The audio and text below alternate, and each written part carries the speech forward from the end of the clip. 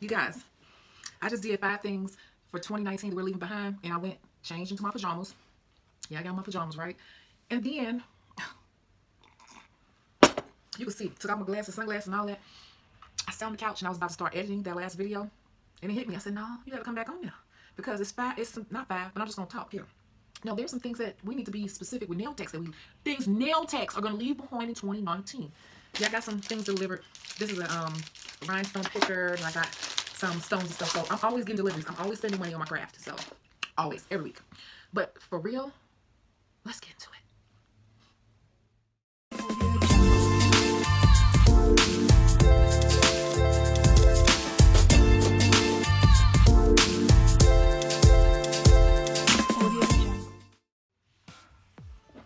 Okay.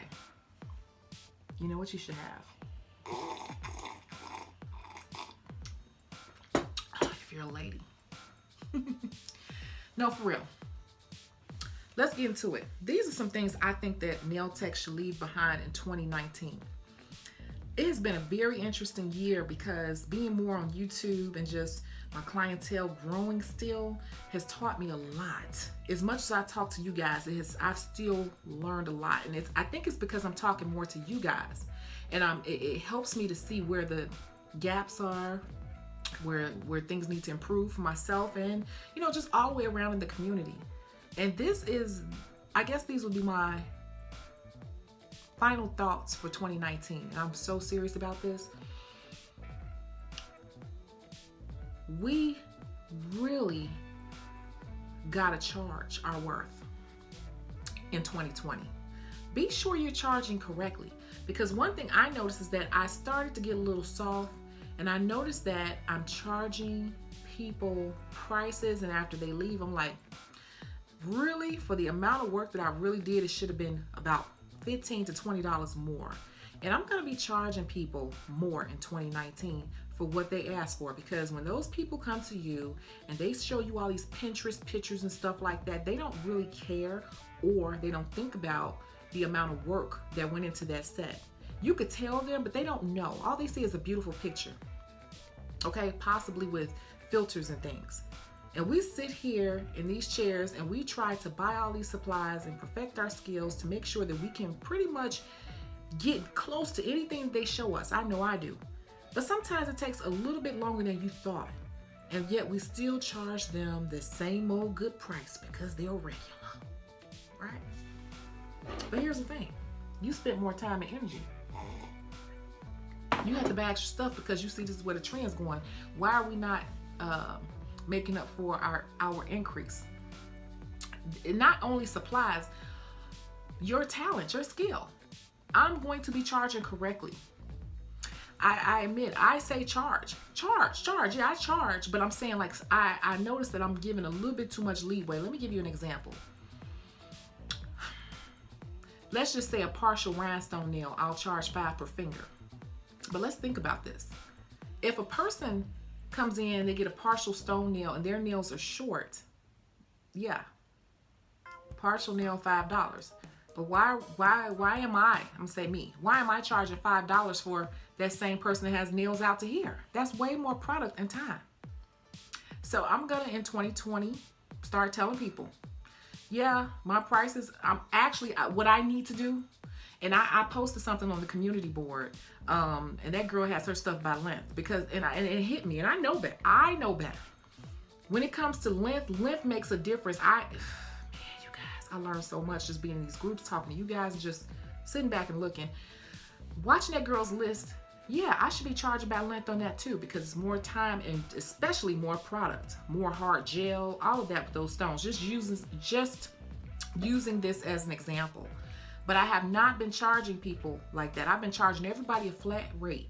But these people that's coming in here with all these extra long nails and what nobody ever wants to say their nails is long, first of all. Everybody wants to say it's medium. They could be way ahead. That's long, that's medium for me. Okay, and I don't even do extra long nails. I just don't fool with them. You gotta really give me a heads up if you want me to do that. But that's one way we're undercutting ourselves. So in 2020, I personally know I need to really put out an extensive price list and make it clear to people that those prices are kind of based on short nails. And if you have longer than normal nails, you're going to be charged more because it's more product and time, but more so more product. A short person and a long person, or short and a medium long, that medium long person gets twice the amount of product, and especially with gel. And one long nail or one medium long nail, you're using twice the amount of stones and twice the amount of hard gel. They should not be paying the same price. So we're going to leave that behind in 2019. And I don't worry about people. If people gonna do one or two things. They're gonna cut down what they're trying to get for the amount they want to pay. They're gonna go somewhere else, and I'll just keep marketing it and replace them with somebody else. It's just that simple. It's just business. Number two, the thing we're gonna leave behind in 2019. I didn't plan this video, you guys. You see I'm sitting up here in my pajamas. I didn't plan this video. Look at the muscles though, for real.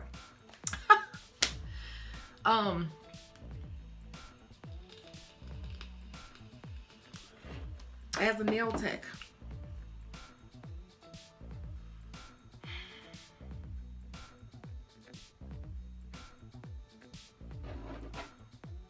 being all over the place. Now that goes to the other video.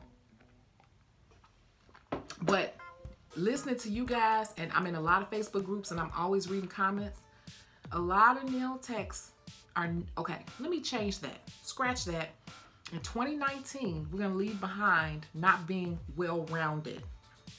Well-rounded. Okay, I haven't really touched on this, but we need to be more well-rounded as a full-time nail tech, or just a nail tech in general, servicing people real dollars for services.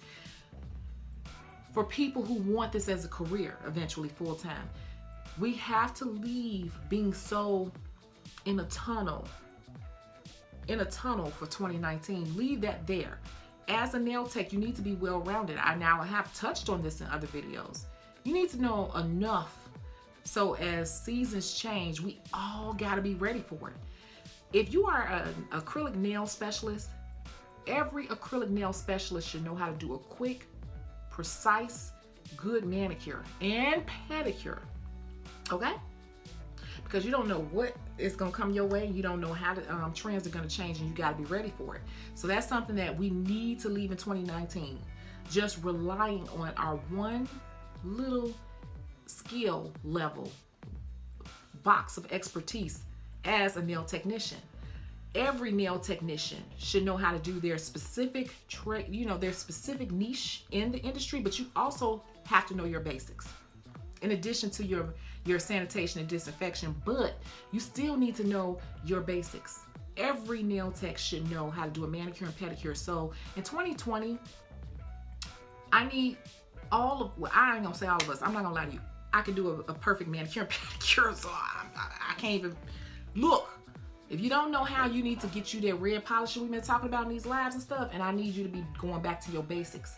Because if you plan on being on this in the long term, you don't know how this is going to turn out. It does like this, and I done said that many a time. So in 2020, I need you to go back to your basics. If you're good at what you do and you have a decent amount of clientele, go grab some aunts and uncles and all them and start getting back to your basics to make sure that you know how to do that. Because I'll talk more on that in 2020, but that's actually money you're leaving on the table, baby. And I'm gonna break those numbers down just like I did in the power of the P, pedicure. Okay, so that's number two. Make sure that you're a well-rounded nail technician. You can be a well-rounded acrylic specialist, but are you a well-rounded nail technician? A nail technician, you should be able to do a full set, and then the next person sit in your chair and they get a manicure and pedicure and it's flawless, and that polish and everything is gonna stay. You should be able to do both as a nail tech. If you say you do this full time, some people gonna thumbs down this video because I said that. I said it. 30 plus years. It's gonna change. You're not gonna always do acrylic. Yeah, you've been doing it for 5 years. That's just 5 years. Stuff changes. I promise you. And if you want to stay in the field that you're in, you might have to switch over and go work at a spa for a year till the next gig comes along, until things pick back up. Things might get hard and you need some extra money. You might have to go work in a spa, and that's all manis and pedis. Are you good enough? You got to be well-rounded. A well-rounded technician has enough skills all the way around, and what's most popular, I would say, so that you never have to dive too far out of what you do you know, to keep things, you know, in order. So that's what I'm gonna say. And then let's go into number 3, and I'm gonna leave it at number 3.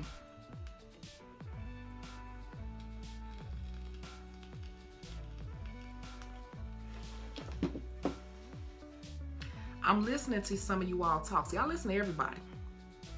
And I come back and I make mental notes and I draw conclusions. And the third one for 2020 is we're going to stop running our businesses like kitchen businesses. What do you mean? Okay. I see a lot of talented people with no real way for people to book. I see a lot of talented people with no real schedule, consistent schedule. In 2020, you need to set up an official running business with some official days that you consistently work every week, and you need to have a way for people to reach you besides calling you or texting you. That's not the most professional way. You need to have a booking system. Websites, I would say, is kind of old. You need to have your social media, yeah, but you need to have some type of setup to how you're running your business. If you're running it off the cuff of your sleeve, meaning however you feel that week or whatever you personally got going on that week, you're not running a real business. You're hustling. If you say you want to do this or you consider yourself a full-time person, run it like a business. Sit down and set some hours and some days. You will find that your money will be more consistent if you were more consistent in when you're providing the service, and people will conform to that.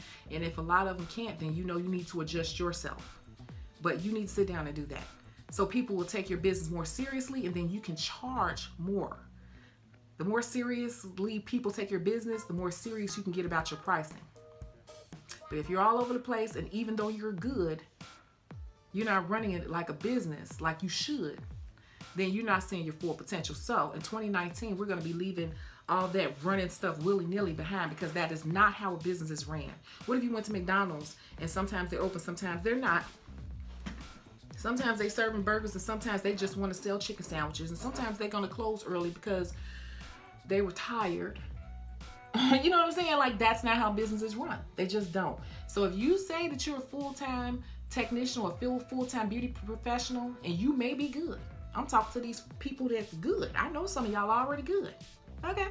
But are you running your business like a business? Where's your booking system? I say it all the time. I use Acuity. I only pay $10 a month, ACUITY. Again, ACUITY. But a lot of people also use StyleSeat. Either one. And it's a lot of other ones out here. Booksy, whoever. Do your research and find out which one works best for you. Pay that money. If you don't want to pay $10 or $30 now, you're not ready to run a business. There ain't no money to invest in business. I spend thousands. Like, come on now. Come on now. Get your booking system and set a real schedule up and some policies. That's what we leaving in 2019. People just doing, say they do this full time, but you don't have no real schedule about yourself. You don't have no real days about yourself, and you don't have no way for people to book officially. See, the tone that you set, it reflects upon the money that you make. That's so clear. I don't even have to say anything else. So I'm going to go ahead and go for real. I'm really tired. But when I sat on that couch, I said, okay, you did that in general. Talk to the nail techs directly. And that's what I just did. So I'll catch you all in the next video.